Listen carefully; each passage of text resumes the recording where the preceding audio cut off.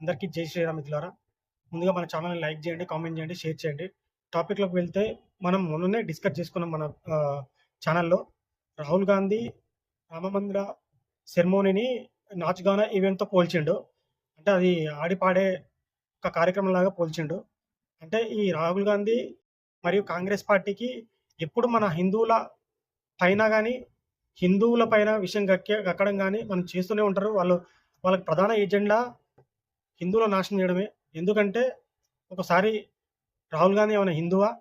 లేకపోతే రాహుల్ గాంధీ ఫ్యామిలీ ఏమైనా హిందువా? కాదు గదా! ఎందుకంటే వాళ్ళు ముత్తాత ఎవరో తెలుసుకోవచ్చు. ఫెరోజ్ ఖాన్ గాంధీ. మనకు అన్నప్పుడు వాళ్ళు ముస్లిమ్స్ అయితారు. అట్లాంటప్పుడు మనకు హిందూ మీద సాఫ్ట్ కార్నర్ ఎట్లుంటారు? మనం ఇన్ని రోజులు అనుకుంటున్నాం. మన హిందువులు పాలిస్తున్నారు, కాంగ్రెస్ పాలిస్తుందంటే మన హిందువులు పాలిస్తున్నారని. కాదు ఇక్కడ తెలుసు ఫెరోజ్ ఖాన్ గాంధీ వాళ్ళు పాలిస్తున్నారు. అంటే వాళ్ళ సంతతికి సంబంధించిన వ్యక్తులు పాలిస్తున్నారు.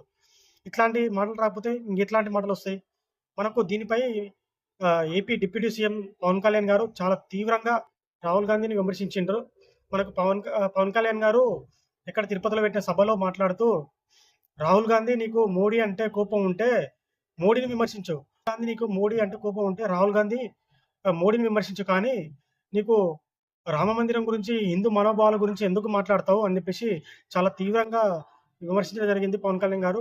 ఎందుకంటే ఈ రాహుల్ గాంధీ అనేటోడు సెక్యులర్ అయితే నువ్వు అన్ని మతాలను ఇట్లానే విమర్శించే దమ్ము ధైర్యం నీకుందా అని కూడా ప్రశ్నించిండు. అంటే వీళ్ళకు ఈ దమ్ము ధైర్యాలు ఉండవు. ఎందుకంటే వాళ్ళకి కావాల్సింది హిందువుల ఓట్లు కావాలి గానీ, హిందువుల మనోభావాలు మాత్రం గౌరవించరు ఎవరు. ఇదే అడిగిండు పవన్ కళ్యాణ్ కూడా. ఎందుకంటే హిందువుల ఓట్లు మీకు అవసరం. హిందువుల మనోభావాలు మాత్రం మీరు దెబ్బతీస్తుంటారు. హిందువులకు వ్యతిరేకంగా చేస్తుంటారు. ఇదేనా మీ సెక్యులరిజం అని చెప్పేసి చాలా తీవ్రంగా విమర్శించడం జరిగింది. దీనికైతే దేశవ్యాప్తంగా, రాష్ట్ర వ్యాప్తంగా తెలుగు రాష్ట్రాల్లో చాలా రెస్పాన్స్ వచ్చింది. పవన్ కళ్యాణ్ గారి మధ్యలో హిందుత్వం ఆహ్, హిందువులపై ఎవరన్నా అదేవిధంగా హిందుత్వంపై ఎవరైనా సనాతన ధర్మంపై ఎవరైనా దాడి చేస్తే దాన్ని తీవ్రంగా ఖండిస్తూ మనకు స్పీచెస్ అయితే ఇస్తున్నాడు.